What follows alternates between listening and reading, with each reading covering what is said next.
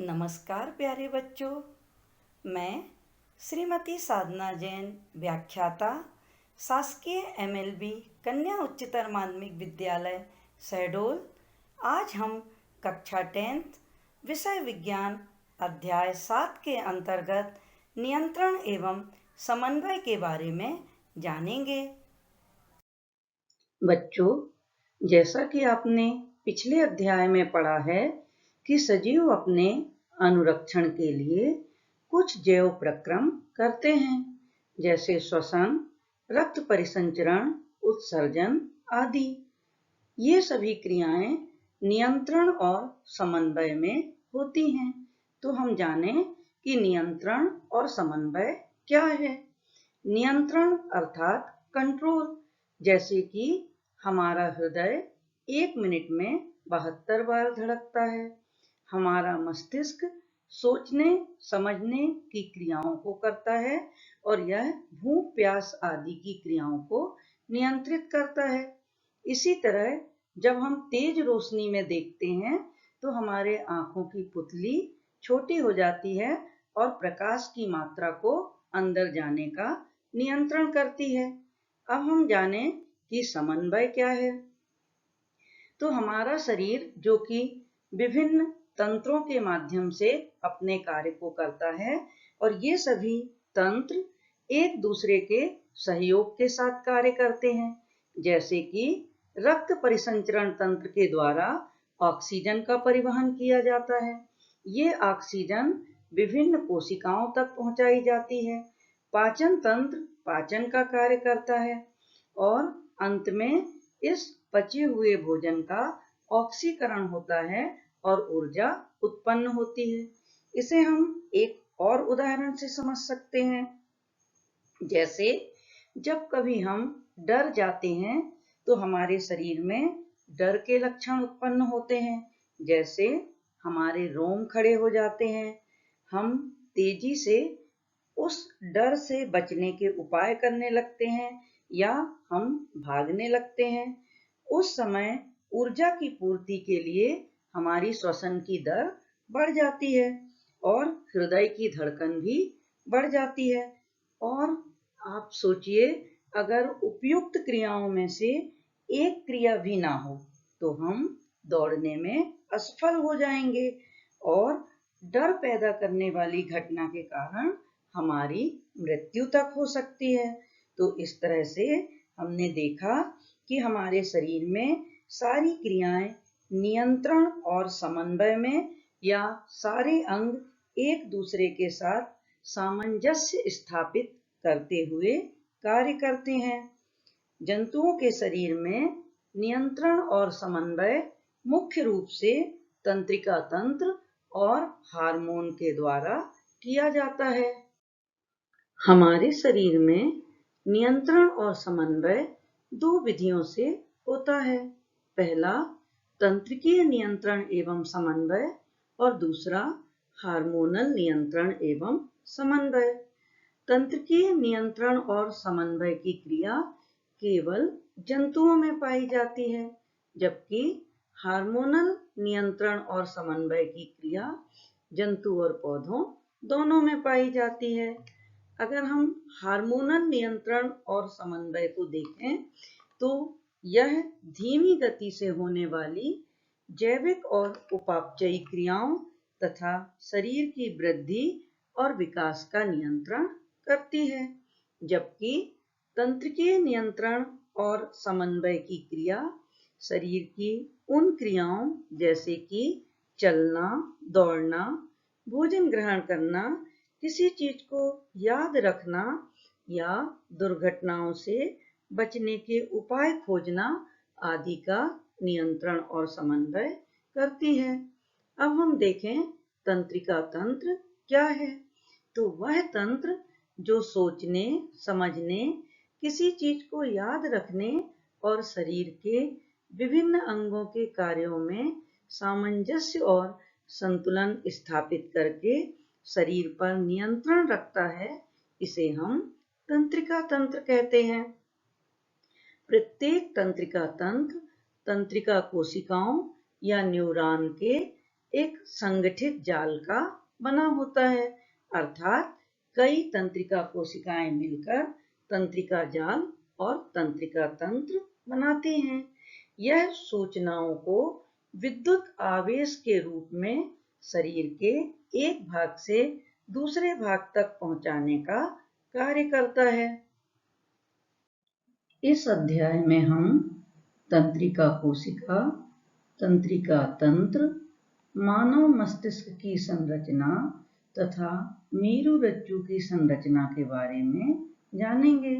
साथ ही हम मेरुरज्जु के द्वारा नियंत्रित होने वाली प्रतिवर्ती क्रियाएं क्या हैं, यह भी देखेंगे। आइए अब हम तंत्रिका कोशिका के विभिन्न भागों को पहचानते हैं। तंत्रिका कोशिका दो मुख्य भागों से मिलकर बनी होती है। पहला भाग है कोशिका काय या साइटोन। ये जो आप चित्र में देख रहे हैं, ये इतना भाग इसका कोशिका काय या साइटोन कहलाता है। दूसरा भाग होता है कोशिका प्रवर्ध। तो साइटोन से निकलने वाले प्रवर्ध जो कि दो तरह के होते हैं। पहले प्रवर्ध होते हैं द्रुमिका या डेंड्राइट्स और दूसरा प्रवर्ध होता है तंत्रिकाक्ष या एक्सॉन। तो जैसा आप चित्र में देख रहे हैं, पहले हम देखें कि कोशिका काय क्या है।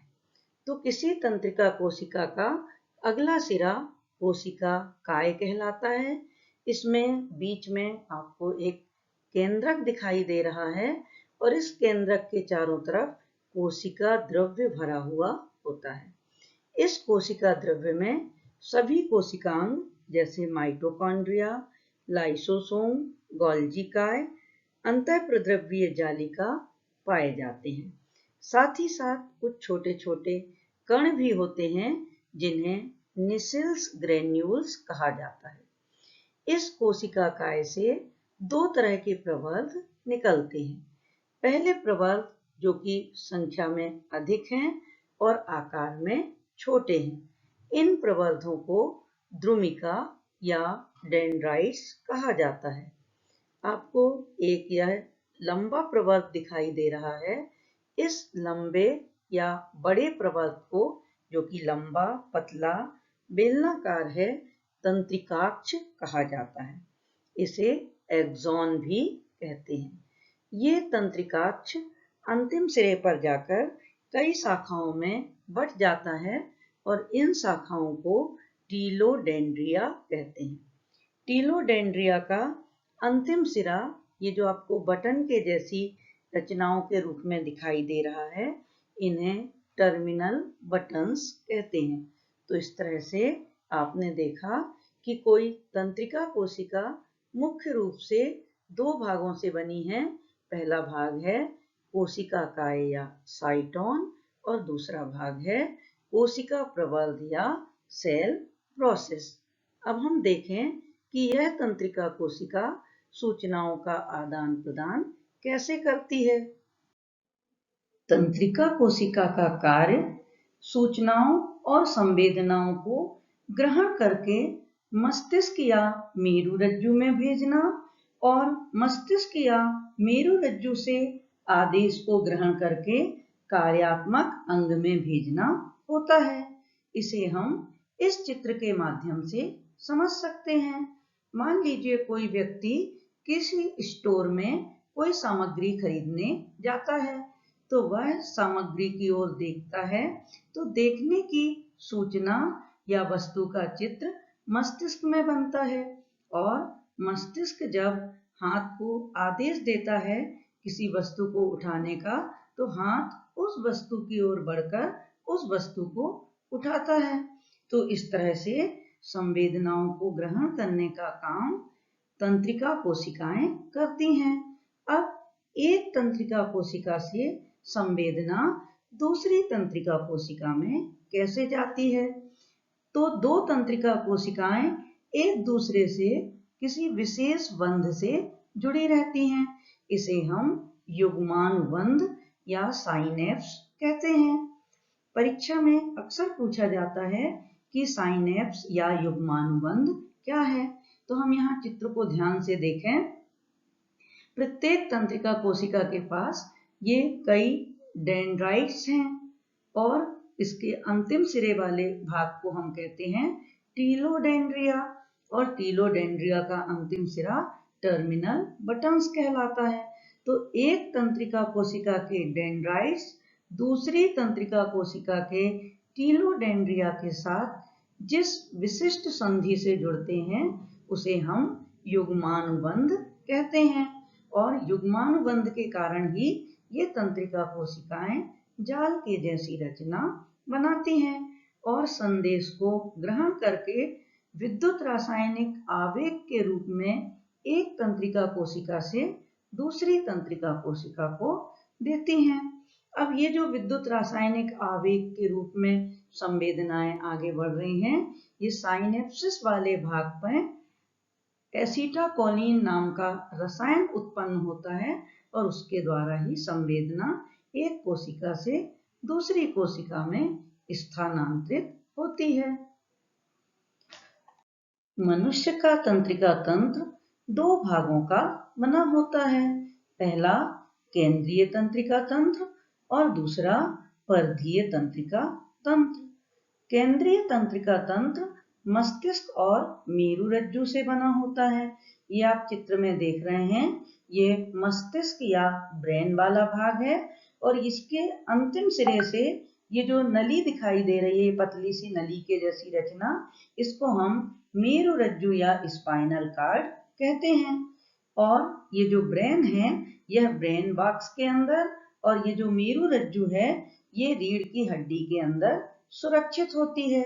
अब ये केंद्रीय तंत्रिका तंत्र जिसमें मस्तिष्क और मेरुरज्जु आ रहे हैं, इसके बाद जो दूसरा तंत्रिका तंत्र है यह है परिधीय तंत्रिका तंत्र और यह तंत्रिका तंत्र मस्तिष्क और मेरुरज्जु से निकलने वाली तंत्रिकाओं से बना होता है। मस्तिष्क से 12 जोड़ी कपाल तंत्रिकाएं निकलती हैं और मेरुरज्जु से 31 जोड़ी मेरुरज्जु तंत्रिकाएं या स्पाइनल नर्व निकलती हैं और ये सभी तंत्रिकाएं शरीर में जाकर जाल के जैसी रचना बनाती हैं। आइए अब इस चित्र के माध्यम से हम मस्तिष्क के विभिन्न भागों को देखते हैं। मनुष्य का मस्तिष्क 3 मुख्य भागों से बना होता है, पहला अग्र मस्तिष्क, दूसरा मध्य मस्तिष्क और तीसरा पश्च मस्तिष्क। तो मस्तिष्क के ये 3 प्रमुख भाग हैं, अग्र मस्तिष्क, मध्य मस्तिष्क और पश्च मस्तिष्क। जैसा कि आप चित्र में देख रहे हैं, यह भाग आपको अग्र मस्तिष्क दिखाई दे रहा है। अग्र मस्तिष्क में पुनः 4 भाग होते हैं। पहला भाग है प्रमस्तिष्क। ये जो आपको बड़ा सा भाग दिखाई दे रहा है ये प्रमस्तिष्क है। प्रमस्तिष्क 2 प्रमस्तिष्क गोलार्ध से बना होता है और ये जो दोनों प्रमस्तिष्क गोलार्ध हैं वो एक दरार के द्वारा 2 भागों में बटे होते हैं। ये नीचे जाकर के ये कार्पस कैलोसम नाम की रचना से जुड़े होते हैं। ये आपको कार्पस कैलोसम नाम की रचना दिखाई दे रही है जिससे ये भाग जुड़े हुए हैं। तो इस तरह से हमने अग्र मस्तिष्क का पहला भाग प्रमस्तिष्क देखा। अब अग्र मस्तिष्क का दूसरा भाग है हाइपोथैलेमस। हाइपोथैलेमस यह भूख, प्यास और ताप तथा भावनाओं का केंद्र होता है। अग्र मस्तिष्क का तीसरा भाग है घ्राण पिंड, जो हमको इस चित्र में नहीं दिख रहा क्योंकि यह प्रमस्तिष्क गोलार्ध के अग्र सिरे पर 2 पिंड के रूप में होता है। तो जो घ्राण पिंड वाला भाग है वह गंध उद्दीपन को ग्रहण करने का काम करता है। अग्र मस्तिष्क का चौथा भाग है डायनसेफेलॉन और वह भाग भी यहाँ से हम नहीं देख पा रहे हैं, वह प्रमस्तिष्क गोलार्ध के नीचे होता है। ये जो प्रमस्तिष्क गोलार्ध बने हुए हैं, इन प्रमस्तिष्क गोलार्ध के नीचे कौन सा भाग होता है? डायनसेफेलॉन का, जो कि एक कीप जैसी रचना से ढका होता है। इस तरह से एक कीप के जैसी रचना से ढका हुआ डायनसेफेलॉन है और इस कीप जैसी रचना को इनफंडीबुलम कहते हैं। और इस इनफंडीबुलम आगे जाकर हाइपोफाइसिस से जुड़ी होती है और दोनों मिलकर पीयूष काय या पीयूष बॉडी नाम की अंतःस्रावी ग्रंथि बनाते हैं, जिसे हम यहाँ से देख पा रहे हैं।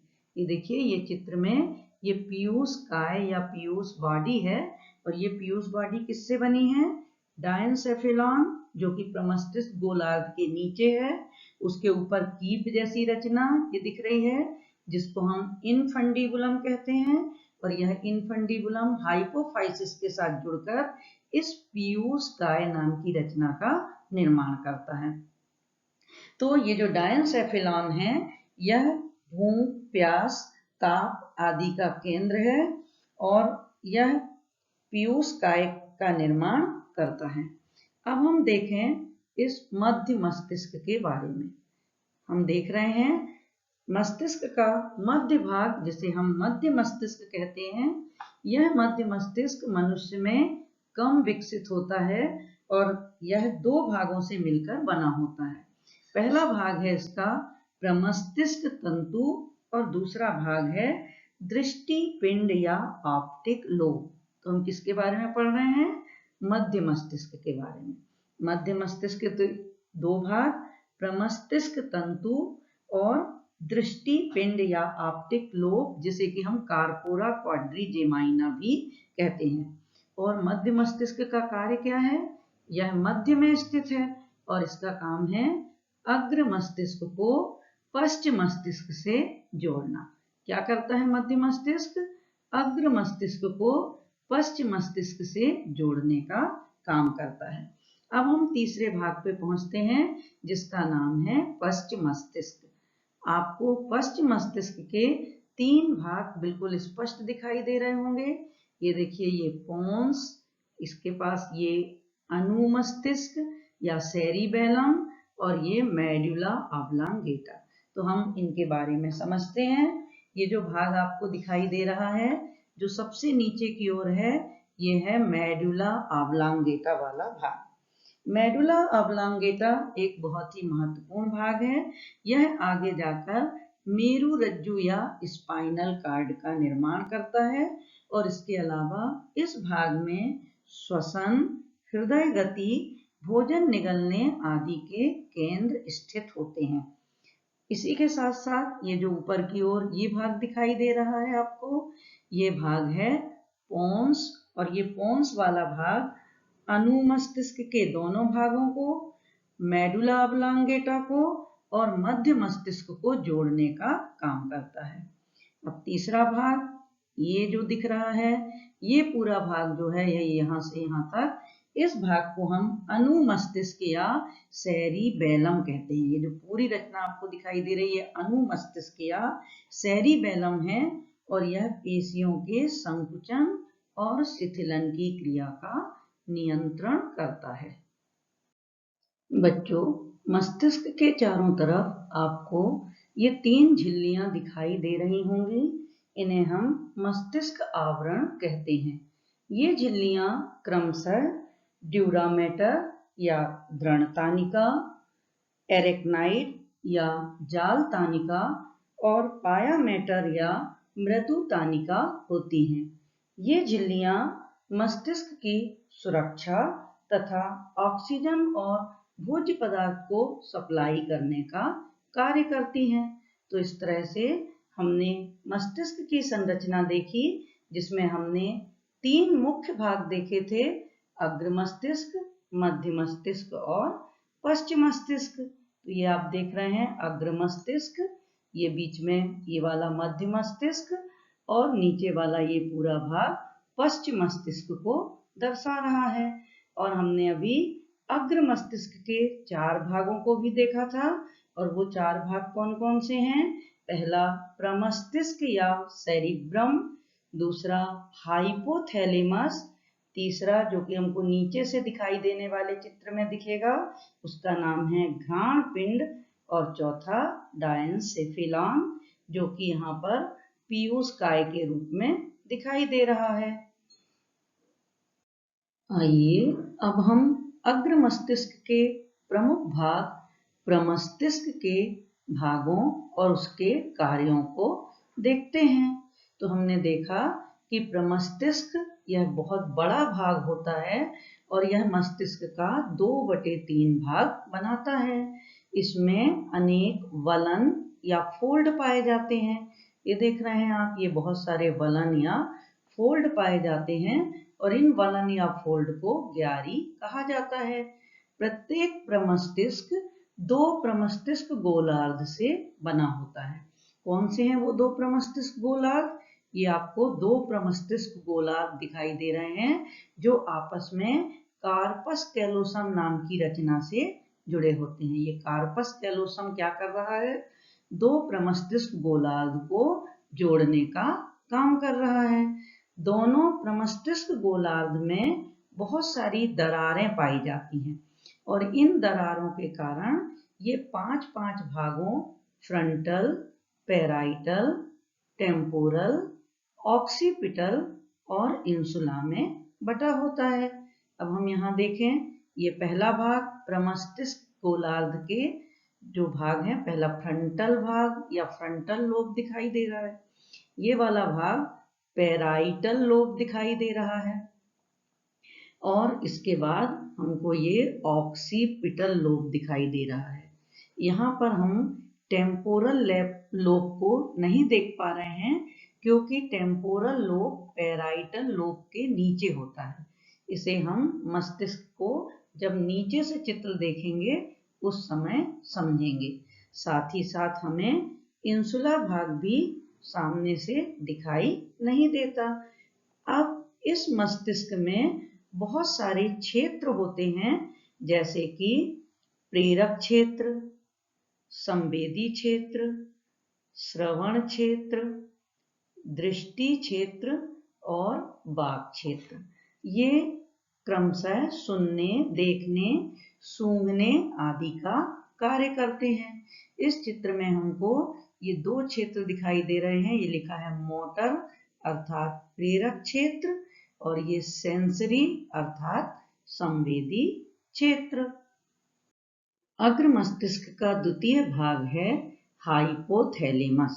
ये जो हाइपोथैलेमस वाला भाग है, यह भूख, प्यास और ताप की मात्रा तथा भावनात्मक क्रियाओं का नियंत्रण करता है और कुछ न्यूरो हार्मोन का स्रावण भी करता है।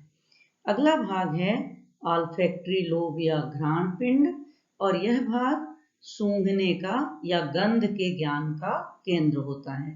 अगला भाग डायनसेफेलॉन और यह भाग प्रमस्तिष्क गोलार्ध के नीचे स्थित होता है और डायनसेफेलॉन भी भूख, प्यास, नींद, ताप, थकावट आदि के नियंत्रण का केंद्र होता है।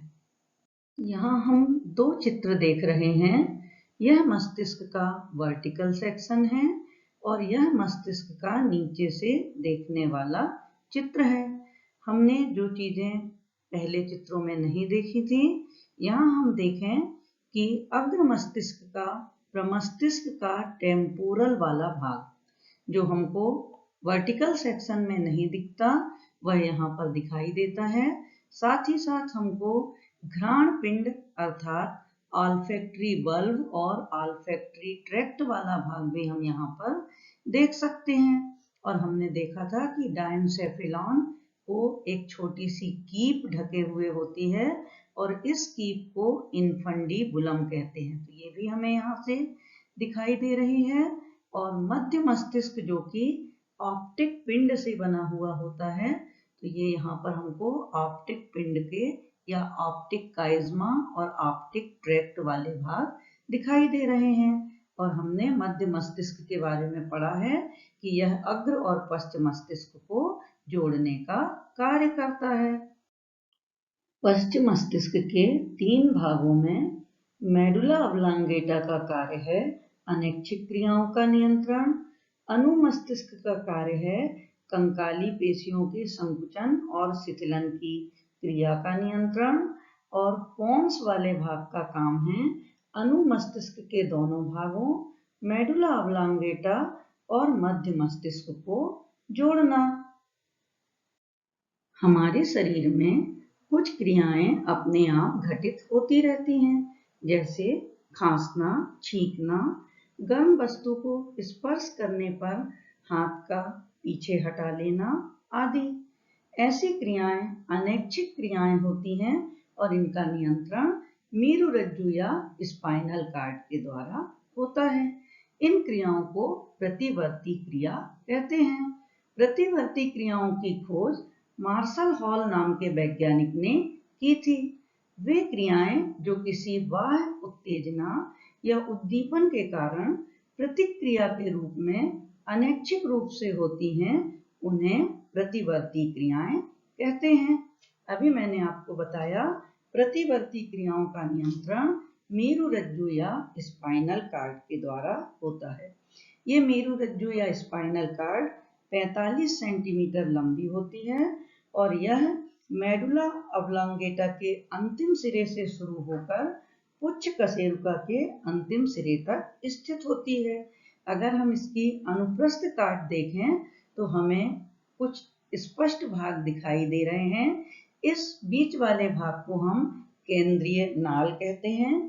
केंद्रीय नाल के चारों तरफ ये जो गहरा भाग दिखाई दे रहा है तितली के आकार का, इसे हम धूसर पदार्थ कहते हैं और बाहर वाला कुछ हल्का भाग श्वेत पदार्थ कहलाता है। धूसर पदार्थ से ऊपर और नीचे की ओर क्रमशः पृष्ठ और प्रतिपृष्ठ श्रृंग पाए जाते हैं या सींग के जैसी रचनाएं पाई जाती हैं, जो आगे जाकर के पृष्ठ मूल और प्रतिपृष्ठ मूल को बनाती हैं। ये आपको डार्सल रूट अर्थात पृष्ठ मूल और नीचे की ओर वेंट्रल रूट अर्थात प्रतिपृष्ठ मूल दिखाई दे रही है। इन पृष्ठ और प्रतिपृष्ठ मूल से जो तंत्रिकाएं निकलती हैं वो आपस में मिलकर मेरुरज्जुयी तंत्रिकाएं बनाती हैं और मेरुरज्जुयी तंत्रिकाओं की संख्या 31 जोड़ी होती है। पृष्ठ मूल के तंत्रिका तंतु संवेदी प्रकृति के और प्रतिपृष्ठ मूल के तंत्रिका तंतु प्रेरक प्रकृति के होते हैं। प्रतिवर्ती क्रिया में भाग लेने वाले शरीर के अंग और ऊतक एक चाप बनाते हैं। इसे प्रतिवर्ती चाप कहा जाता है। इसी चाप से होकर प्रतिवर्ती क्रिया का उद्दीपन या संवेदना आती है और प्रेरणा या निर्देश जाता है। दूसरे शब्दों में प्रतिक्रिया का आवेग जिस मार्ग से होकर गुजरता है उसे हम प्रतिवर्ती चाप कहते हैं। प्रतिवर्ती चाप निम्न अंगों का बना होता है। ये आप देख रहे हैं। पहला अंग है ग्राही अंग। ग्राही अंग अर्थात वह अंग जो कि संवेदना को ग्रहण करता है। इस चित्र में वह अंग त्वचा है। फिर दूसरा भाग होता है संवेदी तंत्रिका कोशिका। संवेदी तंत्रिका कोशिका संवेदना को लेकर जाती है। अगला है तंत्रिका केंद्र, जो कि यहाँ पर मेरुरज्जु है। संवेदना कहाँ गई? मेरुरज्जु या स्पाइनल कॉर्ड के अंदर। उसके बाद इस संवेदना को माध्यमिक न्यूरॉन या प्रतिसारण तंत्रिका कोशिका के द्वारा आदेश में परिवर्तित कर दिया जाता है और प्रेरक तंत्रिका कोशिका इस आदेश को लेकर कार्यात्मक अंग तक पहुंचती है। और कार्यात्मक अंग है यहाँ पर हाथ की मांसपेशी। तो इस तरह से हमने देखा कि जब हम किसी गर्म वस्तु को स्पर्श करते हैं तो हमारी त्वचा संवेदना को ग्रहण करती है। यह संवेदना संवेदी तंत्रिका कोशिका के द्वारा मेरुरज्जु या स्पाइनल कॉर्ड में पहुंचती है।